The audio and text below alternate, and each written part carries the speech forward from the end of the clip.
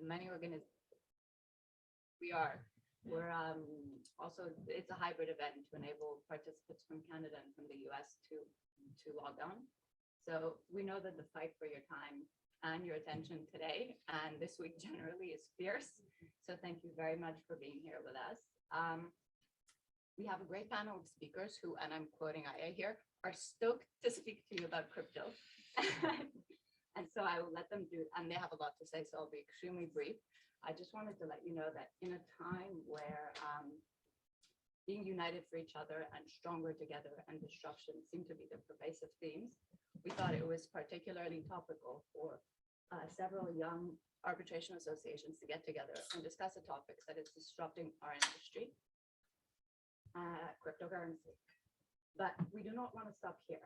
So what we want is for this event to become an annual event where we all get together and discuss a topical issue in arbitration together amongst ourselves during Paris Arbitration Week. And so we hope it will become one of the anchor events of Paris Arbitration Week. And we hope to see you here next year. So I will introduce you the CFA 40, the French committee. We are the below 40 organization of the French Arbitration Committee, which was created in 1953. The below 40 chapter was created about 20 years ago. We, of course, organize events throughout the year. We are part of the organization committee of the cruise, which I'm sure you attended last night. We have also an event tomorrow morning, and you're all invited with the Spanish below 40 organization about war stories in hearing. Pour que ça sorte de les enceintes, il faut... An event coming up towards the end of April, the date is yet to be determined, about climate change. That is it for the French chapter. And so maybe we thought that each organizer from the committees can just say a couple of words about their organization. Good afternoon, everyone. I'm Anya Rankovic. I'm here on behalf of the ICDR Young and International. They're under 40 group, and I hear from our director that they're working on something related to cryptocurrency in the rules. So keep your eye on the ICDR's website for that, and please sign up to be a member of our young group. And thank you to the other committees for inviting us to be part of this multilateral effort. So. Thank you. Hi, everyone. My name is Sophie Goldman. I'm co-chair of Stephanie 40, so the Belgian Below 40 Association. And we are actually hosting on the 3rd of June the big global CCC conference. For those who don't know what's the CCC, it's an exchange platform of all below 40 organizations. So it's this kind of event with many others. We are all part of it. And the global conference takes place every 2 years. It was supposed to take place in 2020, but it has been postponed because of COVID. So it's a big conference. We're expecting to have around 150 people from everywhere.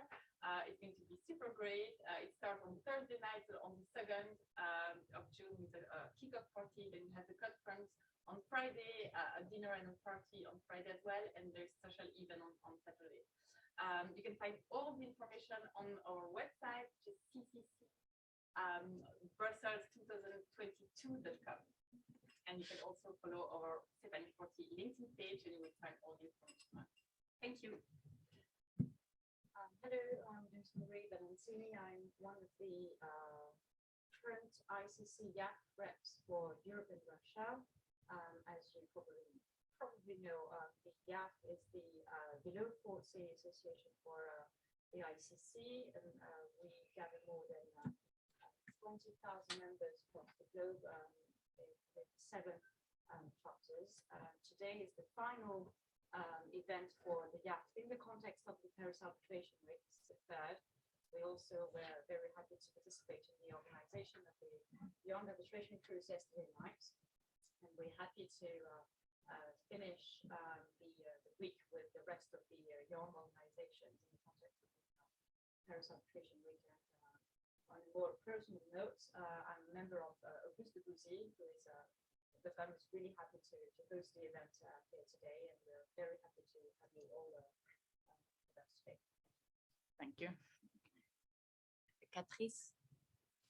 Catrice, do you want to present as a below 40? Yes, thank you very much. Yeah, also, well, my name is Ekaterina and I welcome you also very heartily on behalf of ASA Below 40 and also on behalf of my two co-chairs, Daniel and Flavio. We are the Below 40 group of the Swiss Arbitration Association, and of course, we also regularly organize events and webinars, and are very, very happy to have joined forces today with so many of our colleagues for this very great event, and I'm looking forward to hearing our great speakers and moderators today. And of course, if you want to join ASA Below 40, just go to our homepage, and it's free of charge to be a member. So we're very much looking forward to having you, and also to see you, of course, at the co-chair circle or also at our event in June in Geneva. And with this, I pass on the word, I think, to Vasuda, I'm not sure. That is my cue to introduce YCAP, which is the Young Canadian Arbitration Practitioners, which is self-evident in its mission, I think, by its title, though inclusively open to people under 45. So you get an extra 5 years with us. So that's reason to join, if nothing else. We're very happy to be here with everybody and happy to see a lot of Canadians in the room, small in population globally, but very prevalent in the arbitration community. So happy to be here with everybody. And let me just direct you to our website, which is ycap.ca, which has all of our events, as well as a plethora of other information and webcasts and other information about what we do and who's involved with us and how you can get involved with us. Without further ado, it also falls to me to introduce our speakers. So the stars of the show for this afternoon. Let me start with Dora in the middle of the panel, who is a partner at Osborne Partners, which is a boutique economic and financial consulting firm specializing in complex damages issues. She has a PhD in economics and an MSc in finance. So we trust her with numbers, we hope. And her skill set combines finance, economics, and econometrics. She's been involved in various investor state and commercial arbitrations and has been appointed as expert on both regulatory and quantum issues. And she's currently involved in a dispute concerning cryptocurrency trading. So that will be helpful for our topic today. She lectures at Budapest, and I had to not mispronounce this, Budapest Corvinus, not coronavirus, University in Hungary, and at the University of Tel Aviv in Israel on courses on valuation, competition economics, and economic regulation. And the topics covered, amongst other things, the efficiency of stock markets, the fair value of assets in litigation. Next to me is Ekaterina or Katya Oger Grivnova, who is with Allen and Overy in Paris, who has experience advising on both commercial and investment arbitrations across a variety of sectors and under various arbitral rules. She also pursues her PhD at the Sorbonne and is currently drafting her thesis on the very interesting issue of inadmissibility of claims in international arbitration. Inadmissibility jurisdiction, the question is alive. She teaches international arbitration and comparative law at the Paris Bar School and the University of Versailles. And she is an editorial board member of Arbitration.ru, the arbitration journal in English and Russian of the Russian Arbitration Association. She co-chairs the Paris Very Young Arbitration Practitioners. I wonder if below 45 counts as very young. And it is the administrator of the Metaverse Legal page. And she's recently been recognized amongst the top 10 Russian young arbitration lawyers by the Russian Arbitration Association. Further down the line is Aija Lejniece, who is an independent counsel and arbitrator based in Paris. She has over a decade of experience in public international law, investment disputes, and commercial arbitration, and has previously practiced at Latham and Cleary. She advises clients in high stakes international disputes across a broad range of sectors and jurisdictions. And since going solo in the past few years, she has branched out into crypto and is most notably currently advising traders in a dispute against the world's largest cryptocurrency exchange, Binance. So that will obviously feature in our discussion today, we hope, without any breaches of confidentiality or privilege as we expect. With that, let me pass it on to the speakers to move forward with our education today. Thank you very much, Vasuda. I'm just going to try to see if this microphone works. Can you hear me? Does it work? Yeah? Okay. I will also try to see if I can get to our slides with Aija's help, actually.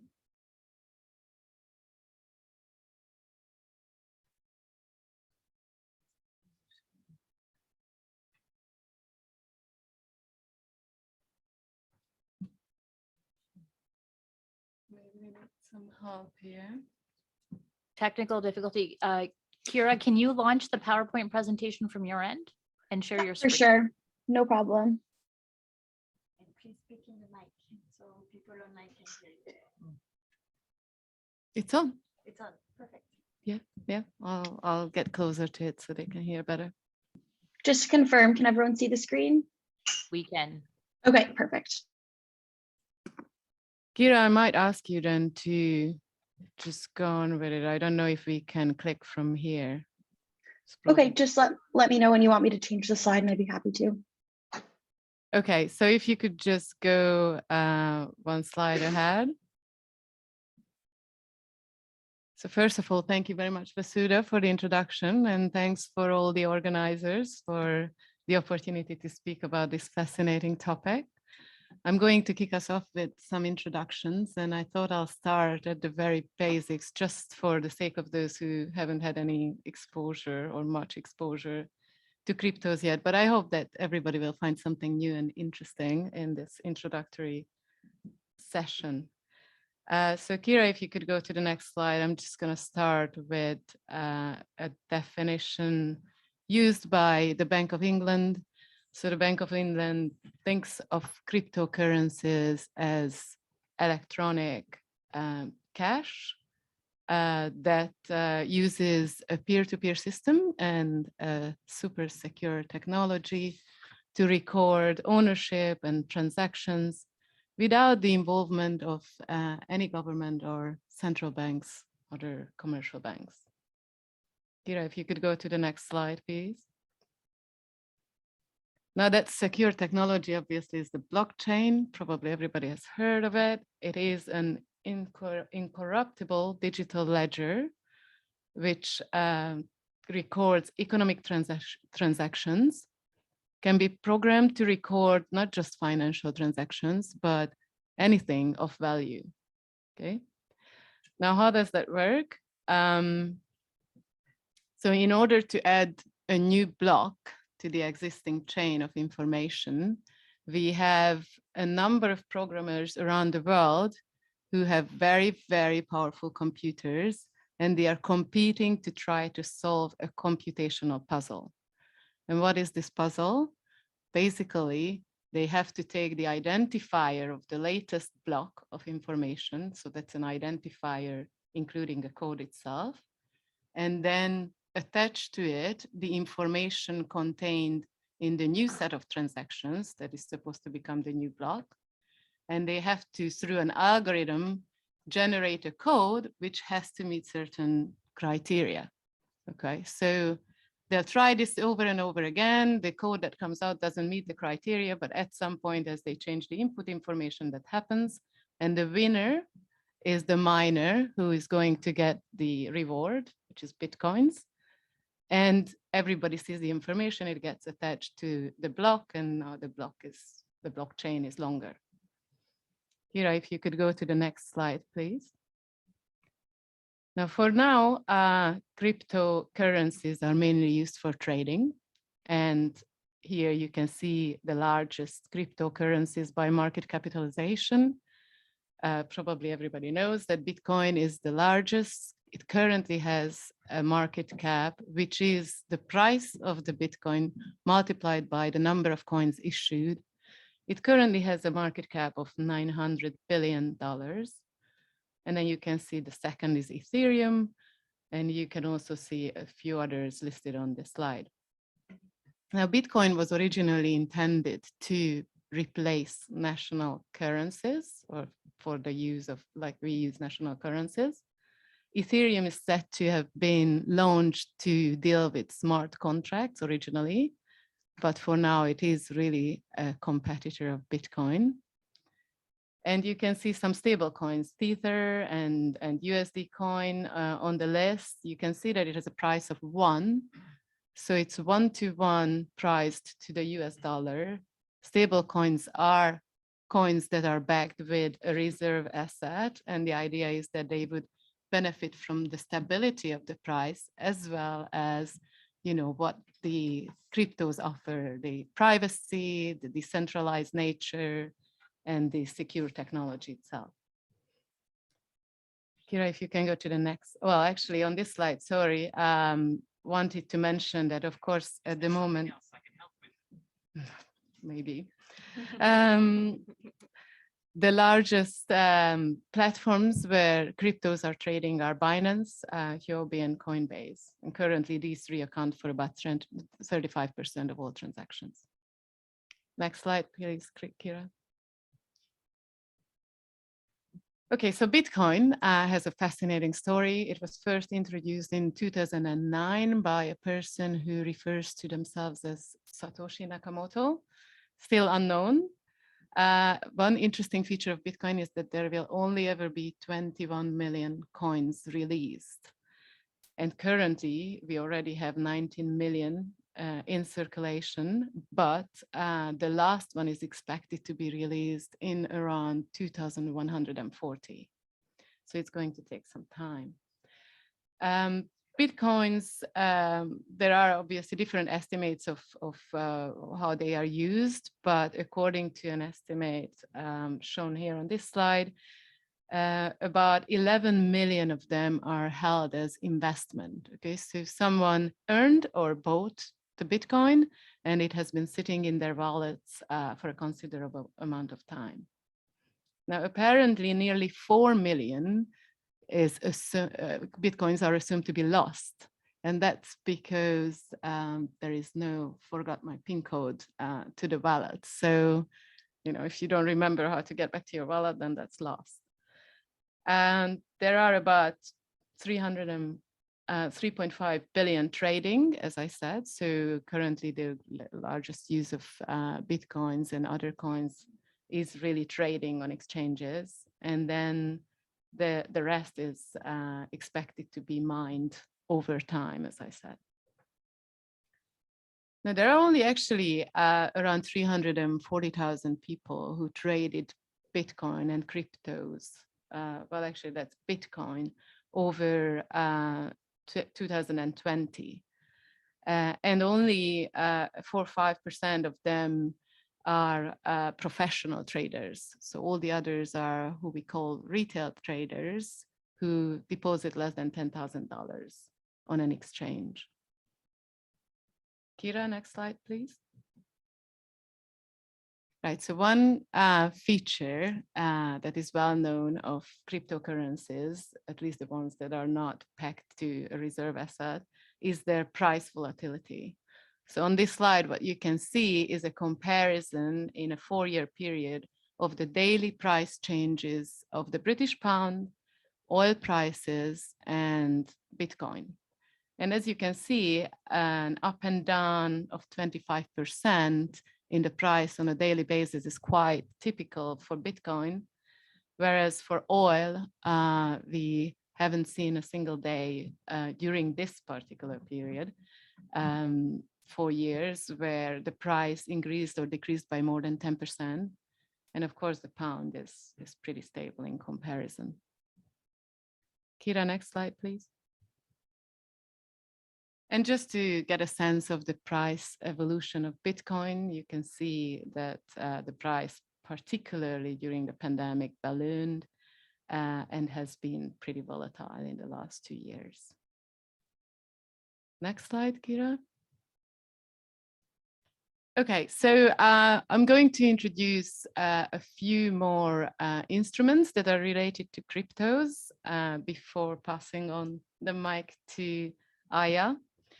And these are a little bit complex, but I need to introduce them in order to talk later on about damages related to trading of cryptos. So if you want to invest in cryptocurrencies, you can obviously just buy the coin itself. So you can buy Bitcoin, and you would do that if you expect the price to go up, right? So it's pretty simple. You can invest as little as £10, and you bought a Bitcoin or several Bitcoins for £10. And if the price goes up by 10%, you have £11. If it goes down by 10%, you have £9.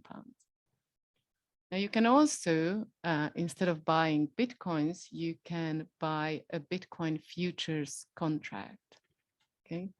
And a contract, which is a derivative of Bitcoins, is a contract between a buyer who expects the price of the coin to go up and a seller who expects the price of Bitcoin to go down, okay? And the interesting thing about futures is that you can use leverage.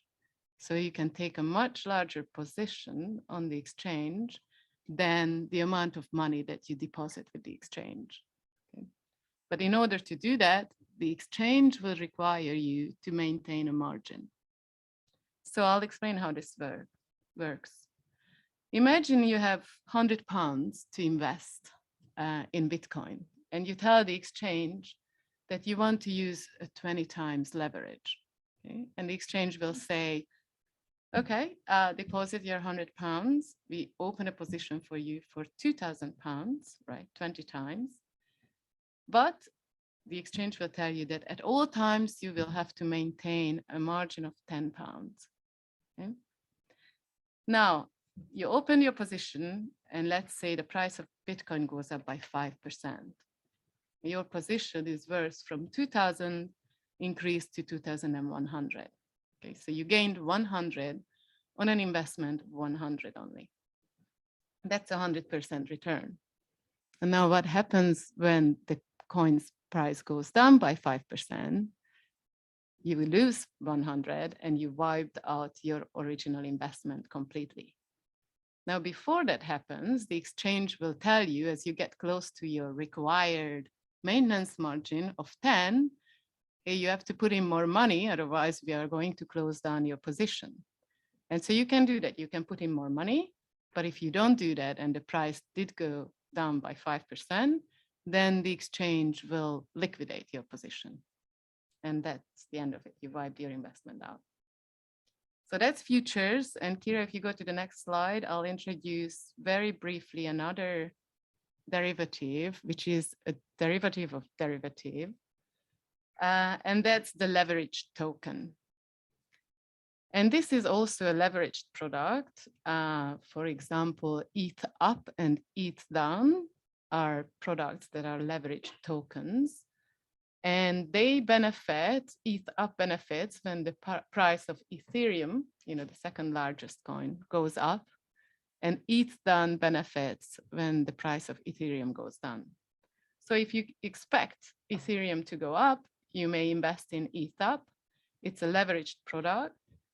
But the benefit of this product is that the exchange, through an algorithm, maintains the leverage and the margin position to the extent that the trader doesn't have to worry about it.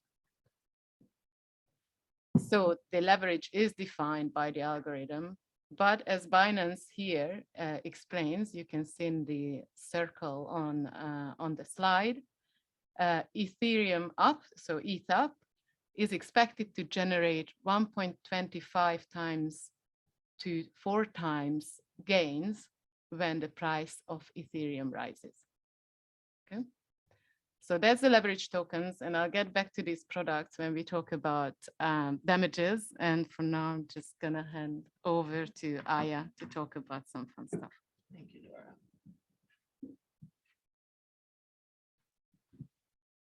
Kira, can you click once, please? So thank you again for having me here. As I told Anastasia, I'm absolutely stoked to be here, especially on an all-female panel. I've also promised Anastasia I would use the word stoked as much as I can. So I think this will be the last time. And Kira, my apologies, you'll have to click a lot. So I won't say next slide, I'll say click because there's some animation. So before I delve into the types of crypto disputes and the kinds of arbitrations we can expect, I'll talk a little bit about some other concepts that are relevant to crypto and that are fun, and also great ways of spending your hard-earned crypto cash, namely NFTs, the metaverse, Web3, and smart contracts. So Kira, if you could click, please. So what is an NFT? I think I heard that word for the first time about a year and a half ago, and it did not make a lot of sense to me. Kira, please click. Because if you look at the dictionary definition of what an NFT is, it is a unique digital identifier that cannot be copied, substituted, subdivided, that is recorded in a blockchain, and that is used to certify authenticity and ownership, and it's non-fungible. I remember I heard that the first time and I was like, I really don't get it. So the idea of NFTs, it's basically a digital asset. It's a piece of code that's recorded on the blockchain. And if you own it, if it is in your crypto wallet, it means that it belongs to you. And when you talk about the non-fungibility of NFTs, what it really means is, Kira, please click again, click again, click again 3 times. For instance, Bitcoin or any other cryptocurrency, 1 unit of cryptocurrency has the same value as another unit of that cryptocurrency. NFTs are not built that way. Each one of them is unique. Kira, please click. 3 more clicks. So basically, an NFT is unique, so you cannot exchange it for the same value as something else. Exchanging one NFT for another is kind of like exchanging the Da Vinci's Mona Lisa to Van Gogh's Starry Night. It just doesn't, I mean, to certain people, they may be of equal value, but it's not sort of a done deal. And since we brought art into this, NFTs can be many things and it's hard to define them legally. Sometimes they're viewed as securities, as financial instruments, as works of art, as licenses, as IP rights. The easiest way to think of NFTs and the most popular way of thinking of NFTs is collectibles. Kira, if you could please click. I have some beautiful examples of expensive NFTs. This is World of Women, item number 6025, was sold for $762,000. That's a female-led project that recently got very popular because Reese Witherspoon decided to invest in it and a bunch of her celebrity friends. Kira, please click twice again. This is the very attractive Bored Ape Yacht Club. Prices for these have skyrocketed. The project is only, I think, a year and a half old, but they usually fetch around at least 300,000, and a lot of celebrities have been investing them as well. Kira, please click again. This one is quite scandalous. CryptoPunk, one of the first NFTs, and was sold as Sotheby's for $12 million. And Kira, please click once. And who can forget Maneki Gang number 6256, who was sold for a whopping, please click, $75 to me and lives in my MetaMask wallet rent-free because I like him, but he's absolutely worthless and I don't think he'll be worth anything anytime soon. But that was the first NFT I bought just to understand how you can feel property rights over a digital asset. And I must say, once you start doing it, you realize pretty quickly that it is possible to feel ownership over something that's quite nebulous. Kira, please click again. And then we have the metaverse or metaverses, to be more precise, and Web3. So Web3 is just an idea of an advanced World Wide Web. There was Web 1 that was sort of static. Then there was Web 2 that was more interactive, where people would create more. And now Web 3 that incorporates blockchain technology, metaverse like virtual reality, as well as cryptocurrencies and NFTs. This is something that has been embraced by Mark Zuckerberg recently by renaming our beloved and also hated Facebook to Meta. Kira, please click once. So it's the metaverse or metaverses is an idea that you would have sort of alternative lives, either online or just in digital form.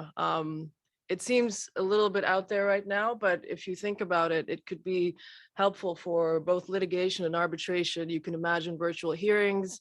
If I'm ever at a virtual hearing, I'll definitely be the guy dealing the cards. That would be my avatar. Although I'm sure that professional organizations may set standards for what we can and cannot be. But it has a lot of possibilities. You can also imagine, for instance, off-site, but virtually on-site visits of certain investments, or for instance, If a tribunal would want to digitally, virtually visit a building that was built according to certain plans, you could do that in the metaverse. I don't think the technology is going to be up to ideal standards for litigation arbitration anytime soon, but there's definitely potential. And Kira, please click. Just for your information, this is what I imagine witness conferencing to look like in the metaverse. So I think there's a lot of potential there and a lot of fun. Kira, please click again. And you can click once more.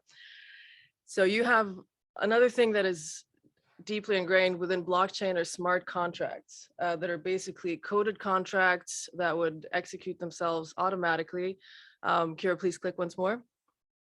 So this is what a smart contract looks like. Not quite Chinese, but very programmer centric.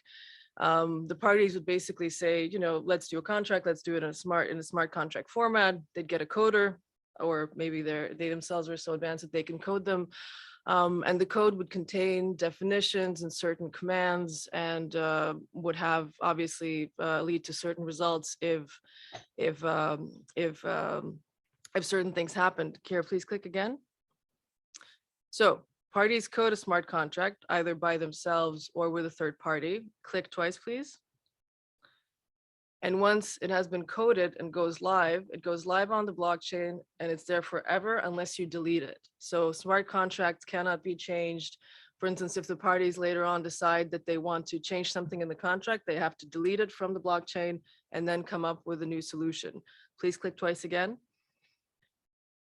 And as I said, there's going to be automatic execution of the contract or specific parts of the contract when specific milestones are attained. For instance, smart contracts have been used by AXA Insurance. A couple of years ago, they had smart contracts for flight delay insurance. So for instance, if the system registered that the flight was delayed by a certain amount of time, people would automatically be compensated. It's also been used in flood insurance policies and in many insurance policies. For instance, you'd say, you know, there has been X millimeters of rain, and that's what immediately starts the compensation process. It can also be used in sort of complex real estate purchase agreements where you'd have several payments when certain milestones are met. So there's definitely a lot of potential to it. And you would think that after putting everything online and making everything automated and getting rid of human error, Kira, please click, the parties would drive off into the sunset and live happily ever after. But fortunately for us lawyers, that is not going to happen. And yeah, well, good for us, that's all I can say. Kira, please click. So there's different types of crypto and crypto related arbitration. So one category would be smart contract arbitration. The second category, Kira, please click, would be consumer or user arbitration. The third category is commercial arbitrations. And the fourth possible category would be investment treaty arbitration. So Kira, please click again. So obviously, as I said, just the fact that something is in a smart contract doesn't mean that there's not going to be any disputes, because at the end of the day, smart contracts rely on certain milestones to be met. You know, fact X happened, therefore the contract is executed, and litigation is all about whether X happened or not, or did it happen in the correct way, or was there any malfeasance or anything like that.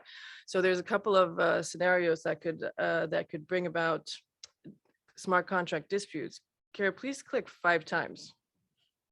So yes, a party may have made fraudulent or negligent representations to get the other party to enter into the smart contract.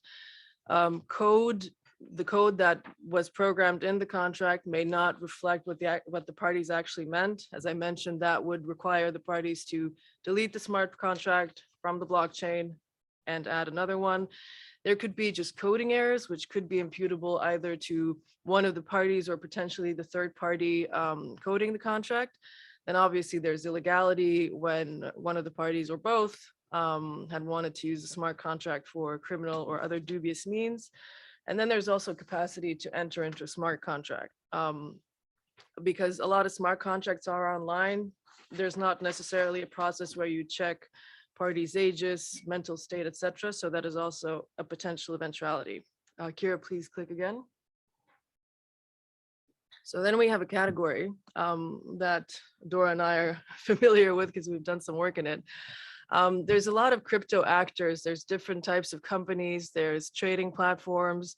There's crypto wallet companies. There's companies like OpenSea that sell NFTs and other crypto related assets. And a lot of these companies have arbitral clauses in them. Kira, please click. So you can find AAA for MetaMask, which is a wallet, for Coinbase, which is similar to Binance, this trading platform. Kira, please click. You have jams, very, very popular. Click again. You have the ICC, another click.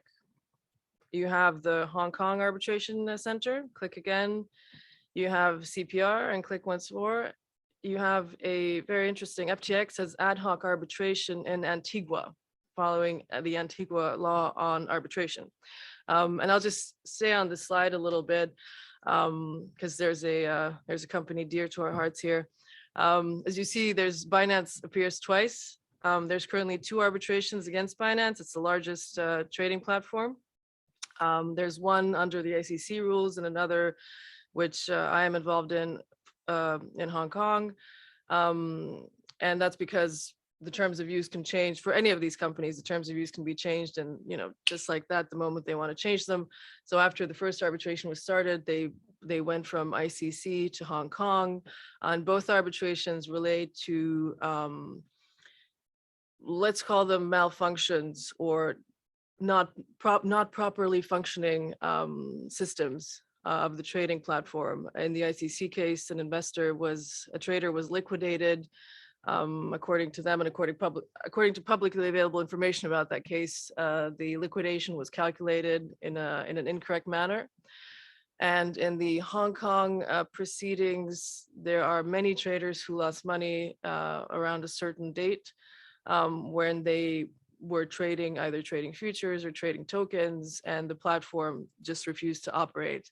And they were liquidated, and some people lost $100, some people lost a couple of thousand, some people lost 5 million. There's some people who lost over 10 million.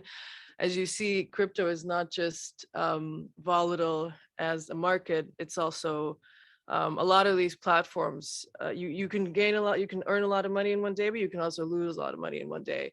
The same coincidentally goes for NFTs. Prices are, I can only describe them as crazy. Some projects jump very, very quickly and then they go down. I recently read that I think about 2/3 of NFT projects don't have any trading volume daily at all. So, you could talk about a bit of a bubble there as well. Kira, could you please click again? So then you have commercial arbitrations. And commercial arbitrations would be either they would involve crypto as an instrument or they would just revolve around the crypto industry. So Kira, please click. Click again. Click again. Click again. And one more time. Okay, so arbitration clauses are great, in my opinion, for crypto for the crypto industry, because you could format your arbitral clause in a way that would ensure that whatever you think of as your crypto, whether it's an asset or whether it's a currency, that the tribunal will take that into consideration. There's also obviously the flexibility of picking arbitrators who know what they're talking about. I fear, based on what I've seen in general in society, that national judges are not necessarily well equipped to handle crypto disputes. I'm also saying that because regulators in general have taken a really long time to catch up to the technology. So if working groups take 3 years to adopt something relating to crypto, I just don't have a lot of faith in national judges having the necessary training to handle these types of disputes. So first category I would say is commercial contracts between crypto actors, which could just be, normal contracts, but in the crypto industry. Then you'd have crypto or crypto related assets as objects of a contract, for instance, sale or exchange of cryptocurrencies. Because cryptocurrencies are so volatile, you sometimes have issues where you would, you'd have X amount of Ethereum and you'd buy another currency, Solana, and by the end of the trade, you know, one of the cryptocurrencies has totally collapsed and the other one has gone really high. Or NFTs as collateral, that's an interesting thing. The very attractive monkey I showed you a couple of slides back. There are companies that offer loans up to $500,000 if you own a Bored Ape Yacht Club NFT and if they're valued at a certain amount. So you could see, I could potentially see disputes in there. And then obviously also crypto as payment and sales or services agreements. There have recently been a bunch of NBA and the NHL league athletes who have accepted crypto as part of their compensation. Well, at this point, it's probably a publicity stunt, but you never know if that could become a more serious endeavor at a later time. There could also be instances where you have to, you know, the payment, the currency that you pay in is in crypto, and that opens up a whole can of worms in certain jurisdictions, because what would you argue as a lawyer? Is crypto a currency? Is it specific performance? Is it an asset? For instance, you sold your house for 10 Bitcoin. What do you ask for in the end? Whether you'd ask for the value of the Bitcoin at the time that you signed, whether you'd actually ask for a specific performance of the Bitcoin. And that's something that Dora will talk about later. Valuation, because of the market and because of the uncertainty of how crypto is treated on the legal sphere, is a real issue for damages valuation. And Kira, could you click once more? And yes, investment treaty arbitration, please click again. That's the $1 million question that we do not have time for today. But just to say that I can see, considering the fact that the definition of investment in most BITs is pretty much a laundry list of vague descriptions, I can easily say that an investor could argue that crypto is an investment, or also potentially crypto mining could be an investment. Recently in Kazakhstan, there was a massive internet outage caused by the state that caused obviously losses for the miners because they couldn't mine at that time, but also caused fluctuations in the currency itself. But that is a topic for another panel, and thank you very much. I'll give the floor back to Dora. Thank you, Aija. Kira, if you can go on the next slide, please. So I'm going to speak a little bit about damages, quantum issues in crypto disputes. Kira, next slide, please. So as Aija just mentioned, one of the issues with trading platforms is that sometimes they have outages. And this is what happened with Binance on May 19th, when at that day, actually, Bitcoin and Ethereum prices were very, very volatile. So Bitcoin lost 30% of its value and Ethereum lost 45%. During the outage, the traders were obviously not able to access their positions and do anything about them. So many of them had been liquidated, right? So they had an open position, the price started dropping, they couldn't access their app, and they couldn't put in either more money, as I said, with respect to the futures contracts, right? That you have to maintain a certain margin, and if because of losses your margin reduces, you can do something about it, right? You can put in more money, you can introduce a stop loss mechanism, you could deal with it. But if you can't access the platform, then what happens is that you get liquidated. So this is what happened to many of the traders on that day with respect to the futures contracts. And you can see a quote from one of them, you can find them on the internet, saying during a particular 1 hour period, this trader clicked the button 70 times trying to put in some stop loss mechanism or deal with closing his or her position. But in the end, couldn't do anything, and the position got fully liquidated. Kira, the next slide, please. Now, the other complaint during the same day, during the same period, was about the leveraged tokens that I talked about before. So if you remember what I said, quite simplistically, ETH up is supposed to gain value when the price of Ethereum goes up, and it's supposed to lose value when it goes down, right? Now you can see on the same day, during the same sort of time period, you can see the arrow on the left-hand side where I showed the prices of Ethereum over time. So in that period where the arrow is pointing on the left-hand side, you can see Ethereum gaining in value, okay? But during the same period, you can see ETH up behavior on the right-hand side.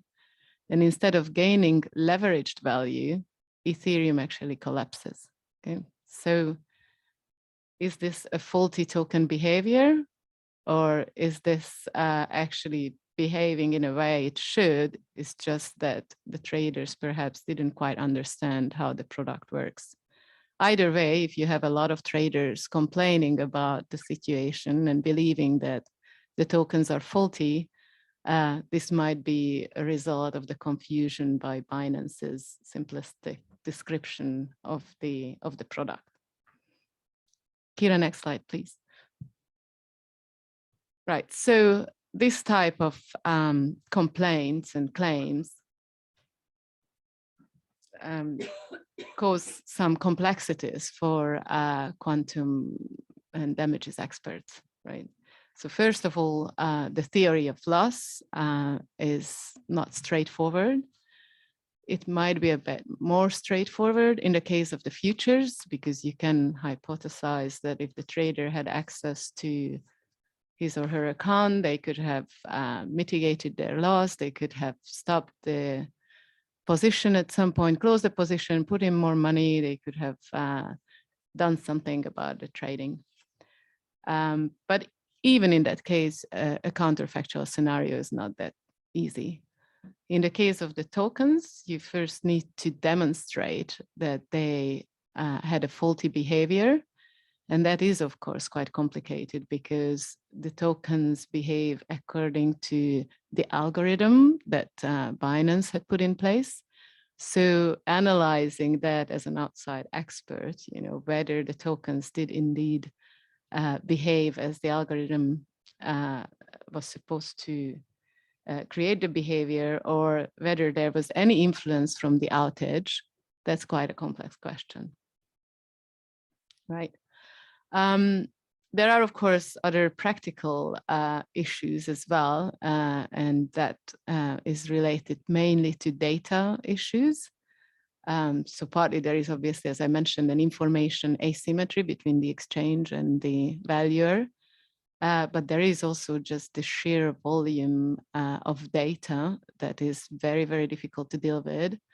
And then there is also the different types of data. So the traders may themselves try to support their claims using all sorts of different data sources, from pictures, screenshots, you know, Excel files, and just to collect that information and standardize and utilize, that's quite a difficult job. Now, just to explain a little bit more about the problem with the volume of data, Kira, don't click yet, but I'll show a video on the next slide. But I want to introduce it a little bit. So this is just one day of trading. It's that day of trading when Binance had an outage. So one day of trading of only Bitcoin futures has more than 120 million data points. And that's because you have multiple trades every millisecond. Okay, so you can potentially get that information, but obviously your usual Excel file won't be able to deal with it, right? So for this video that we show on the next slide, we used Python and its libraries, so that can not only store that amount of data, but can also aggregate it fairly easily. It can visualize it, it can manipulate it. So it's quite a useful tool, but of course you have to move away from the usual Excel. So Kira, if you go to the next slide, please. And if you can click on, that's actually a video. If you can click on that page.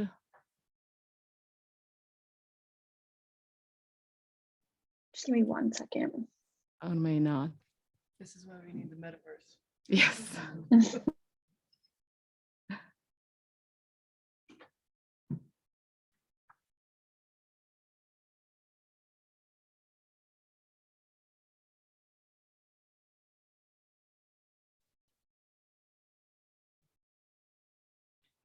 Read all the click monkeys or something. Did you do? So there was a conference, and while we wait, there was a conference in the metaverse yesterday, the first arbitration conference in the metaverse. And they had glitches too. Okay. I keep remembering there was a Zoom earlier this year where the lawyer, it was a hearing and the lawyer had a cat avatar. That's like the predecessor of metaverse hearings. It's like, Judge, I swear to you, I'm not a cat. It was a filter. It was a filter. It was his kid's filter. Yeah. That's, yeah, it was his kid's. I think I can pull it off.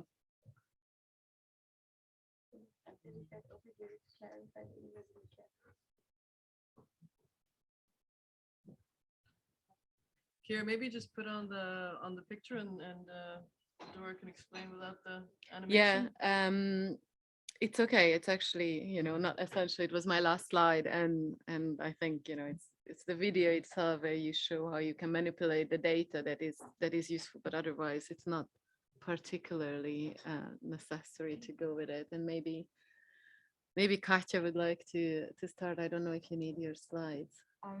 I would be happy to proceed. Yeah, but like we have some slides.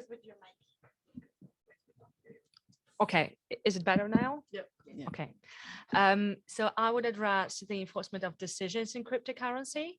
But obviously, first of all, I would like to thank the organizers for the invitation and for this perfect opportunity to talk about this exciting topic. Yeah, we'll probably need a slide, but like I can already start with the introduction. You have noticed from the presentations of my co-panelists that cryptocurrency have obviously flourished over the last decade. And Dora mentioned the market capitalization of Bitcoin and of some other cryptocurrencies, but I have checked yesterday the total market capitalization of all crypto, and it looks like it is over $2 trillion right now. And it is obviously very interesting whether we can seize and force transfer of those assets in order to guarantee and enforce judicial decisions and arbitral awards. The question on whether and how the courts will treat the enforcement issues is obviously a development matter right now, but we already have a few decisions that we can reflect on and that give us some food for thought. So the enforcement methods would depend on the contracts that give rise to the decisions that we will try to enforce. And this is why I will treat separately the decisions that arise out of ordinary contracts and out of smart contracts that Aija has presented previously. So let's start with the ordinary contract. Kira, can we pull our slide? She is working on it, so if we just proceed, it'll come Okay. in 1 second. Okay, that's not a problem. So I have two types of contracts in mind. So the first one is obviously a contract in crypto. So a contract that would impose an obligation to pay in crypto on one of the parties. The second type would be any contract in fiat currency. So fiat currency is state currency such as dollar or euro, for example.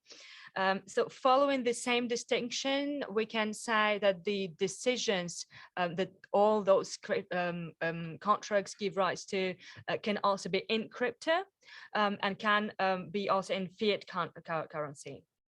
But independently of that qualification, we can imagine that both types of contracts can give rise to the enforcement in crypto. And this leads to a couple of fundamental conceptual issues. The first question, here we go. Great. So the first question relates to the power of the arbitral tribunal to grant injunctions in crypto or instead of crypto. Two types of situation we can witness here. The first one is when a party asks for a relief in crypto. Can the arbitral tribunal grant such a request? So I think that would depend massively on the jurisdiction of the state that can, for example, forbid the use of cryptocurrency. But besides this issue of public policy, I do not see any particular issues or any particular risks of annulment of such decisions. So I would say that right now, nothing really prevents the arbitrators to grant relief in crypto. But the second situation is a little bit trickier here. It concerns a case where a party asks for a relief in fiat currency, but which is an equivalent to a sum of cryptocurrency. So let's imagine a simple situation here. For example, there was a contract, and under that contract, one of the parties engaged to transfer some cryptocurrency to another party, but it failed to do so. So a dispute arose out of that. But the party who like the victim of that situation does not request the relief encrypted, so does not request the transfer of the crypto, but request the price of this crypto in fiat currency. So this was exactly the case in one Chinese matter, and in that case, the court annulled an arbitral award where the arbitral tribunal granted the price of the cryptocurrency that was transferred, that was supposed to be transferred from one party to another, on the ground of the breach of public policy, because the Bitcoin and the cryptocurrency in general is not does not have the same legal status as fiat currency, and is not supposed to circulate in the same manner as the fiat currency. So the next question, which would obviously be linked to the first one, is whether we can recognize and enforce such decisions from arbitral tribunals. The answer would be the same, but like it would depend this time on the laws of the place of enforcement. But like provided we have answered positively to the first two questions, let's proceed with the last one, with the last question, which would be this time really specific to the enforcement. How can a winning party enforce technically a decision in crypto? And once again, the answer would depend obviously on the laws of the place of enforcement. And this is why the preliminary question would be where to enforce your decision in crypto. There are multiple options here. So the first one, like our preferred one, we in our practice tend to try the enforcement where the assets are allocated. And here we have an issue with the localization of cryptocurrency, because obviously crypto is digital in nature, so it might be a little bit tricky to localize the crypto and where it is stored. So if you choose the jurisdiction of the place of crypto, it can be a little bit complicated to identify it. So, and then another option is the place of damage. So for example, in fraud cases, it was suggested that you can use the jurisdiction of the place where the damage occurred. One might take into account, for example, the place, like the jurisdiction where the accounts that funded the exchange platform accounts allocated, and also like sometimes the jurisdiction that like from which the accounts were controlled. And the last two options, probably the most reasonable ones, are obviously the place where the losing party is domiciled, and where you can seek the enforcement, and where also the exchange platform is based. So if you have the choice between jurisdiction, choose wisely. And what do you need to take into consideration when you choose your jurisdiction where you will seek the enforcement? So first of all is the qualification or classification of the crypto in that jurisdiction. As an example, in England, the case law and the UK jurisdiction task force classify the cryptocurrency as intangible property. So I've also found the similar decisions in Singapore and in New Zealand. Why we need to know the qualification of the cryptocurrency in the place of the enforcement, because like the relief and the remedies available would depend on that classification. So the next issue that you need to take into account when you choose your jurisdiction of enforcement is whether local courts can really grant relief in crypto, and if yes, under which form. Also, all the cases that I have reviewed were linked to the provisional measures in state litigation, but I think we can easily imagine how all these cases and all this solution can be applied by analogy to the enforcement phase. So what remedies can be potentially available when we try to enforce a decision in crypto? So the first one, the obvious one, is freezing orders and proprietary injunctions. So particularly in England and Singapore, we have already like a few decisions and like some solid case law with these relief at stake. So we can imagine then an enforcement judge can order the losing party to comply with the relief under some serious penalties. And such technique would, however, necessitate some cooperation on the end of the losing party, which would not be the case in all matters that you would deal with. So the second useful procedural tool that you can be interested in is the so-called banker's trust order. So the banker's trust order is a type of disclosure that is designed to help claimants to obtain some documents and some information from the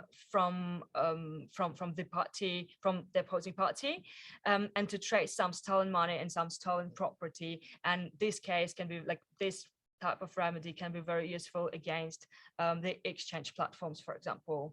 And third, obviously, we can think about seizures, and we can think about enforcement judges ordering a seizure. So this leads to the last question: what can local law enforcement institution do if the losing party does not really comply with the court orders and does not execute voluntarily what the court say? Can they technically seize the cryptocurrency themselves?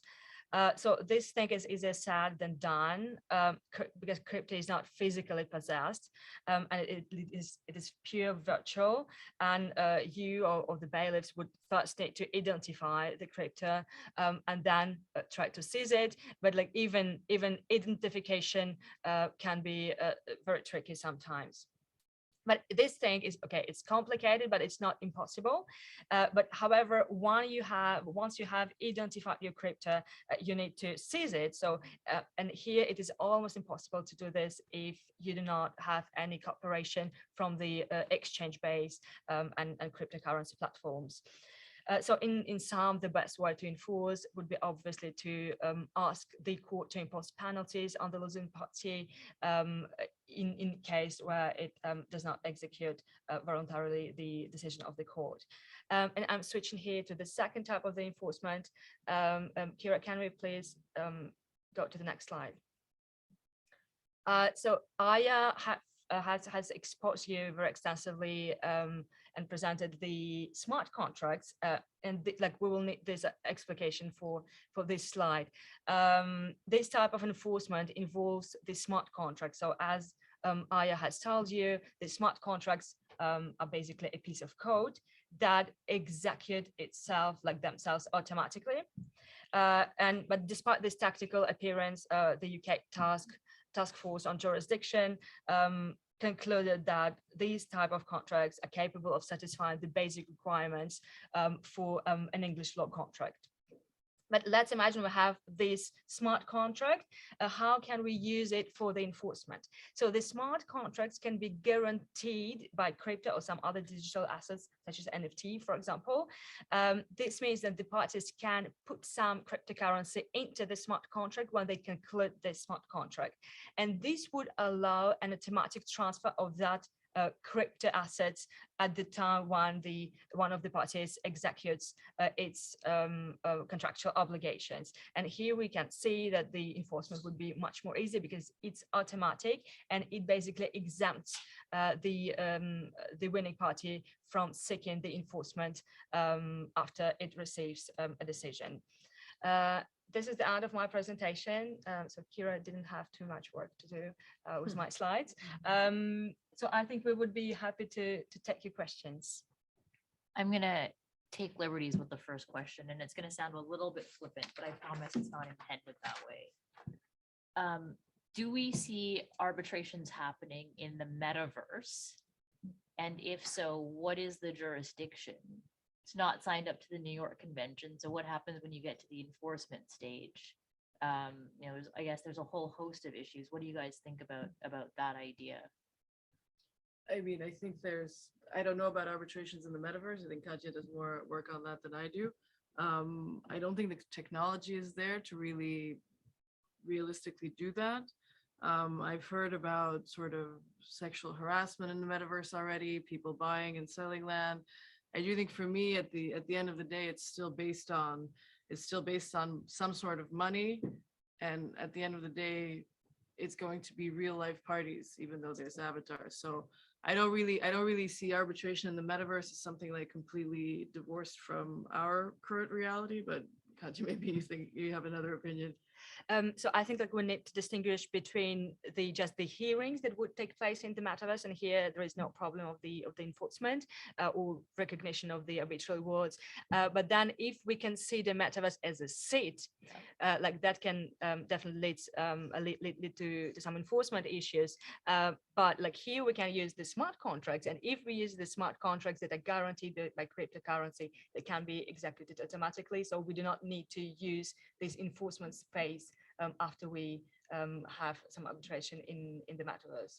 I think there's many issues that sort of the legal concepts will have to catch up to. For instance, there's crypto companies that say that they're decentralized companies, which is a great idea. It sounds cool, but at the end of the day, it doesn't exist as a legal concept. So you can say that you're decentralized but in actuality, you just have, 15 sister companies, a mother company, everybody's incorporated somewhere else and, is responsible for different things in your company.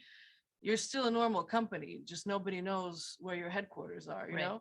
So maybe I'm not, and it's for the legal community and for legal theorists to say, hey, maybe that's a great concept that we could, get behind, a decentralized company, a decentralized seat for arbitration.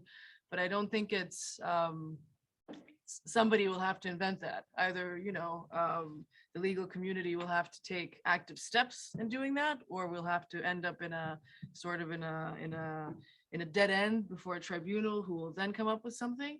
But I think it's new legal concepts that are absolutely possible to bring into being, but they're not there yet. Should we take one question from the room and then go to one question from our online audience? Anybody in the room with a question? Yeah, I wonder whether anyone from the panel could talk about central bank digital currencies. Since they are being developed at a slower rate than we see Bitcoin and other currencies, but they are said to be entirely programmable and therefore follow whatever policy objectives central banks have.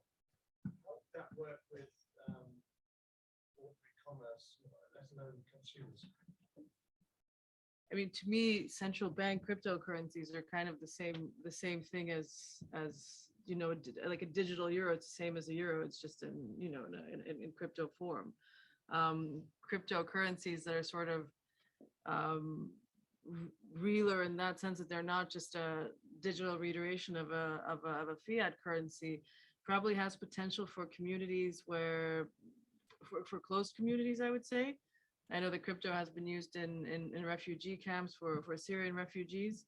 I don't really, I don't know enough to comment on whether sort of globally that would be something that would work, but you can see there's a lot of countries that are very interested in crypto, like Venezuela. They had, I forget what the name of the currency was, but also El Salvador.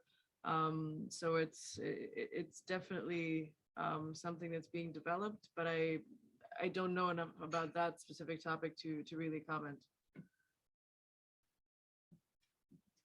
Yeah, I mean, I also know that it's being piloted in China. The Bank of England has also published recently a long white paper around it. I don't think they are pushing forward very hard with the digital currency. But you can imagine that it would create some issues for the economy, right? How do you, if it's all secure and should not be knowable of who owns what, then you start getting into issues around taxation problem and how you run an economy. So you can see why there is some resistance from central banks. But like I said, China is piloting it, so we may need to catch up here as well.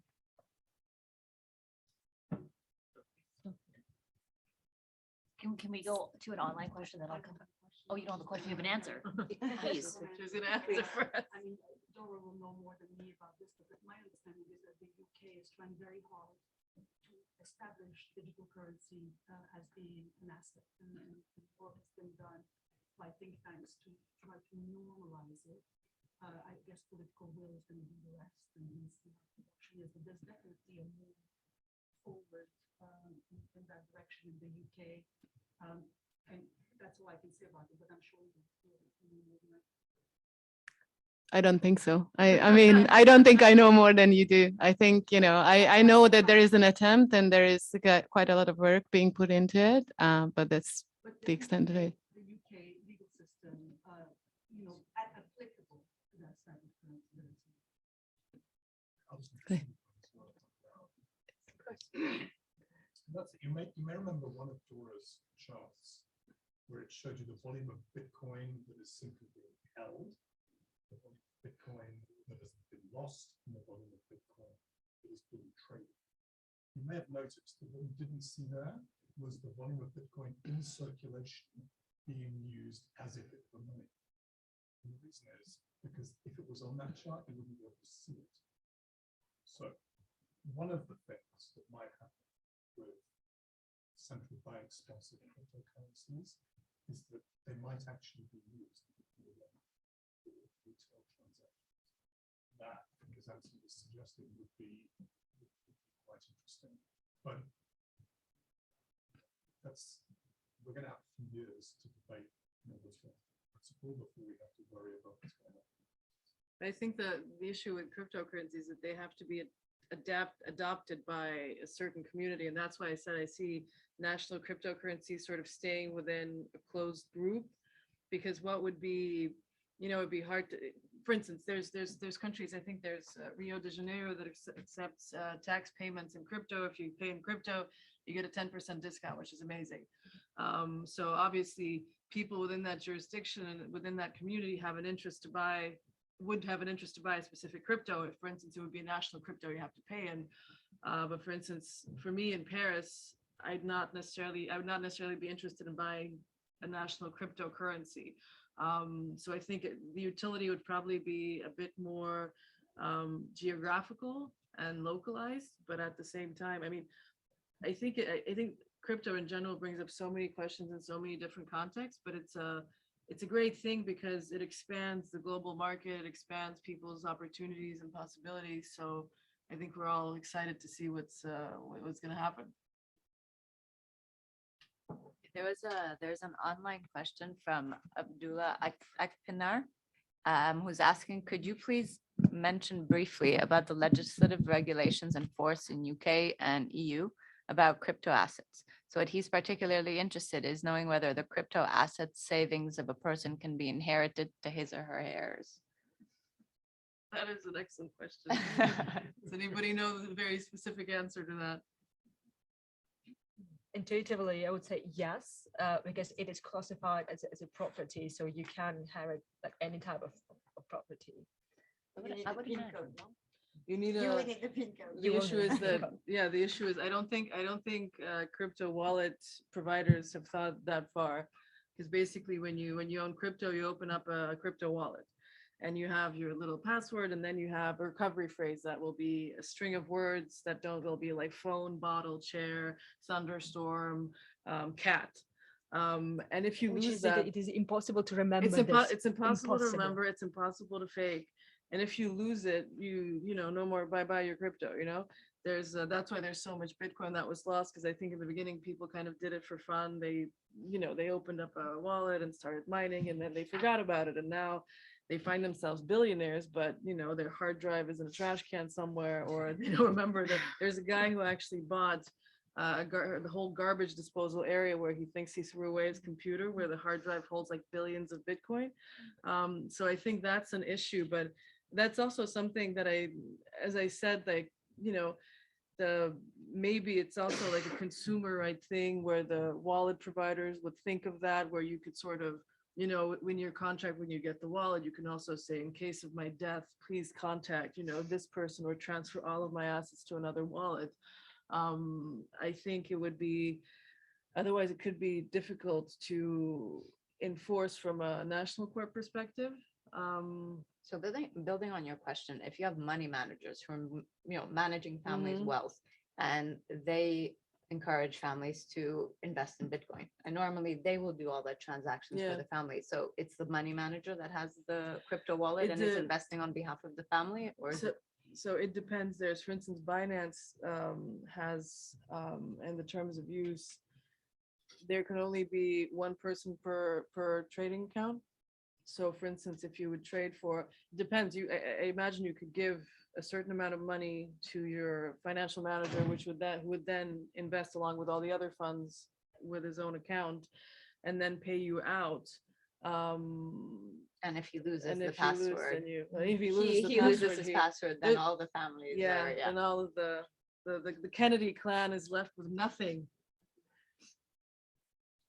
Okay, there is another question from Ramola Naidu. Do you expect that it would be possible to pay securities for costs with cryptocurrency? I don't see why not. Obviously. Why not, right?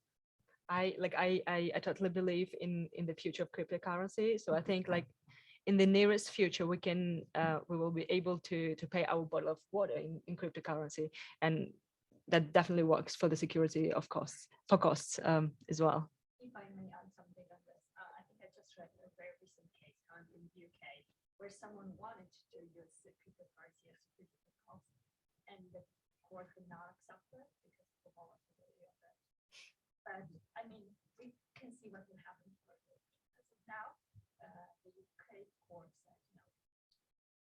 But building up on your point about enforcement and what happens if you lose the PIN code, or if you pretend to have lost your PIN code, not to enforce an award, would you say it's prudent? It would be prudent to request the damage section of your award, of your judgment, to be either in crypto or the equivalent in fiat money. Yeah, I've thought about that, because I had encountered a case where it didn't go to arbitration, but where somebody was they were consulting a crypto company for an initial coin offering. The consultancy was for a specific percentage of the initial coin offering. The person wasn't paid at the time. The tokens were worthless, so they said, you know, whatever. 3 years later, it's sort of between 10 to 20 million dollars. And it is a real question, because obviously you know, as a lawyer, you want your client to be compensated as fully as possible. But it's also challenging to find a legal theory where you'd say, you know, actually, if, you know, this current, for even the dollar, you'd say, actually, if the dollar falls below X or Y, I want to be compensated in, you know, pounds or something like that. So I think that's a challenge both for lawyers and for damages experts. I would argue that, you know, the person who has been wronged and who lost money should be compensated as fully as possible. But we don't have, as far as I know, there's no precedent. There's no judge ruling on this. So Right, because even if you start awarding damages in crypto and in And fiat or. money. Yeah, and then pre-award interest, the volatility of the crypto Yeah, is. but just so that you know, for instance, in most, the crypto community believes in the crypto. So for instance, even when sometimes there's a choice between fiat money and crypto, people still want the crypto, even though it's, it's, for instance, it's a bear market and everything's fallen down. But they believe that, in 3 months there'll be a bull market and everything will go up again. Because for instance, I think if somebody would offer me 10 Bitcoin, or well, 10 Bitcoin would be a lot of money, but like 1 Bitcoin or the equivalent in fiat, I'd probably take the Bitcoin. Like 10 Bitcoin, I'd be too tempted to just run away and to a sunny place somewhere, retire. Can't you just buy the Bitcoin? You get the fiat money and you buy it right there. That's true also. Question in the room. There's a question there. Yeah, earlier you said like that the law is obviously lagging behind the concepts. You need to bring up new things, and I thought about like we mostly from the arbitration community looking at the different types of disputes. And Aija, you have like a slide of categorization from smart contract arbitration, consumer more style against platforms, and then commercial arbitrations. Looking at this, I mean, these are very different types of animals. Like it's totally different if you have a smart contract arbitration, and there are already protocols being developed with things that are very different from arbitration as we practice it. So what would be like, and maybe also for the platform arbitration, it's used in some way also to exclude a class action style. What you have available in certain jurisdictions. So what would you say now from institutions or us arbitration lawyers? How can we adopt to this new reality? Where's really the place where arbitration, as we know it and practice it, can play the biggest role? I mean, I think first is to be knowledgeable about it, because all of these concepts are really new, and there's so many concepts, as we mentioned during the presentation. And you're absolutely right. All of those crypto related disputes are, one's a cat, one's a dog, one's an elephant, one's a giraffe. And I think it'll be difficult to necessarily be versed in all of them. But I feel that sort of crypto in terms of dispute resolution now is kind of where investment treaty arbitration was in the 90s. Like it was, every new case was completely different, and people were like, what's going on? And obviously Jan Paulson's emerged from that period. And I kind of think that crypto, it'll be the same. It'll take sort of a similar course, and depending on what cases different lawyers encounter, they will develop expertise in certain ways. As I mentioned during the presentation, I think arbitration could be helpful to the crypto community because it can help tailor the dispute resolution mechanisms, to whatever they want. For instance, you could have an arbitration agreement, and within that contract, you would say, the parties consider cryptocurrency to be the equivalent of a fiat currency. So that when an arbitrator would be faced with that, for instance, with damages or with whatever, that problem would have already been taken care of by the parties. Obviously, then we have enforcement issues, for instance, in jurisdictions where, crypto is not necessarily okay according to Sharia law. There's China who's refused to enforce arbitral awards because part of it was in crypto. But I think it's a good opportunity. It's a good way to service the crypto community. It's a great opportunity for arbitration practitioners to expand the realm of our activities. Let's say that. Of course. There's a difficulty with because a lot that we're seeing through the English courts at the moment seems to be fraud, crypto fraud. And even though there are agreements, so for example, if there is an investment firm that has pitched to a family office and said we will, manage all of your wealth and we'll also manage your crypto, and they may have an arbitration agreement between themselves and the victim or the family office who then gets defrauded. The courts have taken a view that those arbitration agreements can be sort of put on a side because the entirety of the agreement was just absolutely fraudulent. In my view, in some cases, it's actually quite relevant because if you want a worldwide freezing injunction, which you can successfully get from a court, it would be much easier to enforce that, and rather difficult if it was an arbitration, because in an arbitration, it would be viewed as an interim injunction and not as a final award, making it quite difficult to enforce. Yeah, I think it also just goes to show, as we mentioned, that the disputes are so different Yeah. and things that, you know, there's a lot of fraud in crypto. I've seen a lot of instances, and you have these situations where it's kind of commercial, but at the same time you will have, you know, money laundering or fraud. There's tax that comes in. It's I think this also may be an opportunity to us as litigators and as arbitrators to branch out to colleagues in different departments and different spaces, to sort of come up with a more global view of crypto disputes. And the enforceability, of course, of course. Should we go one more online question, one more in the room? Sure. Are you aware of any award relating to cryptocurrency and or disputes ongoing? Disputes, I have no clue about ongoing disputes. I wouldn't want to comment on ongoing disputes. As I mentioned, there was an enforcement. They tried to enforce an international arbitral award in mainland China, where part of the compensation was in fiat, part was in crypto, and they refused enforcement. And I think Katja has reviewed a lot of the. And this is the only decision that I found that I haven't found anything else either. That would trade the arbitral awards in cryptocurrency. Yeah. I was just wondering, how can you enforce a judgment or a decision in a data system that cannot be altered as it is decentralized and secure? And is there room for interpretation of smart contracts as they are automatic?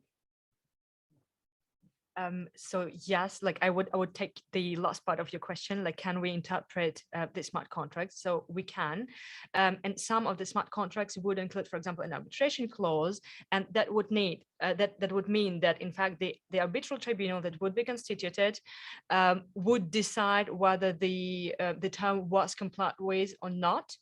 And at the moment when the arbitral tribunal issues its decision, at that moment the smart contract would be executed. But like technically, it would not be one smart contract, but two compiled smart contract, one between the parties and the second one between the parties and the arbitral tribunal. Yeah, I mean, as for enforcement, I think at the end of the day, you'd have, you have the blockchain, you have a smart contract.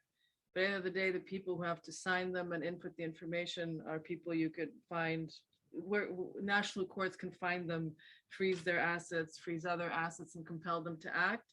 So I think that's that's the interaction. I'm not sure, since the wallets are. I know that I have a friend who recently froze a wallet, who got an injunction from a French court to freeze a specific wallet. I'm not sure if the wallet provider companies would have the power to, if you can compel the companies to enforce an award by transferring assets from X wallet to another. But I think that's also a possibility. Well, I mean, one thought here, so for freezing assets is about the assets, but one tool we have in Canada, for instance, is an array of injunction applies to the person as opposed to the asset. So I don't know anything about crypto. You can imagine a situation where the crypto assets, the person is ordered not to transact on the platforms, and that's a way in which the courts can have some control over the assets. Well, definitely. But the freezing transactions, that's what's happening now. Also in Ukraine, you find there's a lot of crypto use on both sides. And for instance, the sanctions, the US sanctions, for instance, would apply to companies like wallet providers. So once they identify that the wallet belongs to, let's say, Putin, I'm sure he has a crypto wallet, then they freeze that wallet. You cannot transact with it. It cannot transfer funds in and out. So I think that's absolutely a possibility. And can discovery be ordered against the crypto wallet companies? Well, they're a company like any other. So they can be forced Yeah. to They to would know. divulge information. Of if course. Required to do so by law, Of course, including the lost pins or passwords. they don't have them. Oh, they don't It- have them. There's So how there's could they some transfer? company, How could they transfer money from one wallet to the other? but they don't have the recovery password. They obviously know the wallet addresses, but the recovery password is only shown to you once you open for instance, I go on my MetaMask and I can ask for it to show me the thing, but the company doesn't see it. So it's sort of like a one-sided mirror. So even if they were ordered to They transfer, can't. they can't. As far as we know, they can't. Maybe there's a But- safe but, somewhere. yeah, but they can block the accounts, for Yeah. example. And I've also mentioned the bunker trust orders that would require the exchange platforms to disclose some information.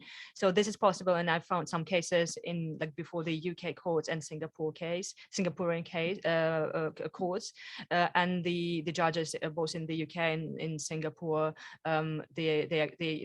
they start to really know the cryptocurrency issues, so they do not really hesitate to grant this type of relief. Yeah, just to follow up again on the technicality of the passwords and the accounts. It's very advanced math that I do not understand. I will tell you immediately, but basically your public wallet is connected with your private key, and you can, but you cannot reverse engineer it. So your private wallet knows how to do the hashes and all of the mathematical equations to get to your public address. And there is a link, but it's so complicated that if I know, for instance, I know your public address of your wallet, there's no way that I or any computer could reverse engineer it to get to the private key. Sorry, how can you what does it mean when you say some accounts have been hacked?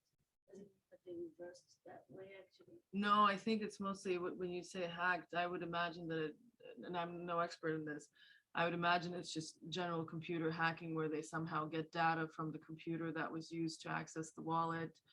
Because you should not be able to hack backwards from a public address. Otherwise, the moment that you know that somebody has and Bitcoin holdings are public, so you can see wallets that are massive. If that would be so easy, then people who had lost their keys, they would have hacked into their billions. I think when people refer to hacking wallets, it's usually the same way as hacking into other accounts. Not necessarily the access code. Bitcoins out of there. That actually, do you know how that happens? The transfer. I know that there's sometimes when you click on a link, you actually agree to a transfer. That happens sometimes. There's also times when, for instance, on OpenSea where you buy NFTs, sometimes you'll have, I don't know, some great NFT for a really low price for instance, like 0.09 ETH. And the moment you click buy, it goes to sort of 9 ETH or something like that. So if you have that money in the wallet, it will immediately get transferred to another wallet. That's how they steal things.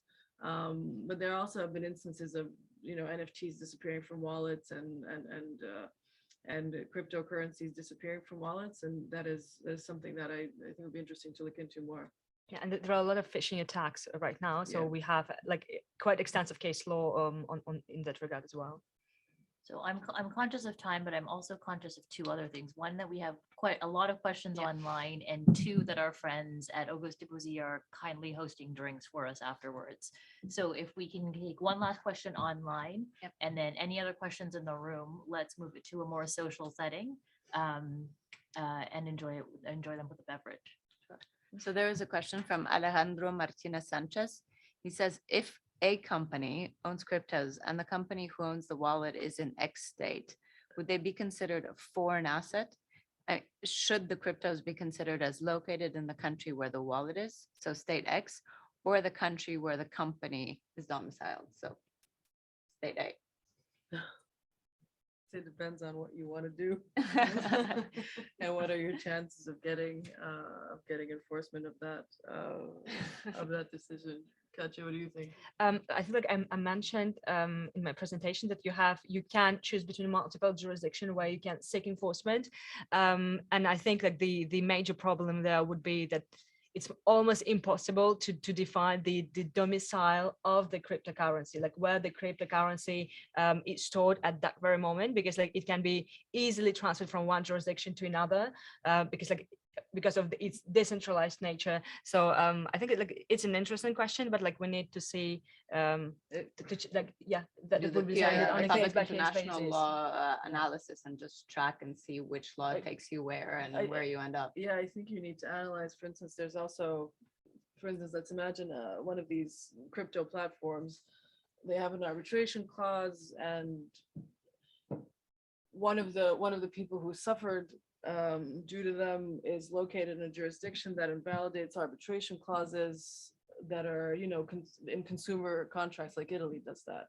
So for instance, if you have an Italian claimant, you could ostensibly go to Italian courts and, sue the company there. It's just a question of evaluating your specific circumstances and seeing what your chances of success will be. Because I mean, in any type of legal context, I think sometimes there are no absolute truths. There's just who goes to the right court first And argues better. and argues better. I know we've got a lot of other questions online. I'm just going to volunteer our panelists' emails addresses. You can find them online and email your questions to them directly. I'm sure they'd be happy to answer them. Thrilled. I'm sure they're happy with me for having mentioned that publicly to our online audience. If it's online, it's fair game. Thank you to our panelists. Thank you to our audience. Thank you to Auguste Debussy for hosting us. Thank you to the plethora of young arbitration organizations for participating. And for those in the room, let us move on to our more social setting. Thanks, everybody. Thank you.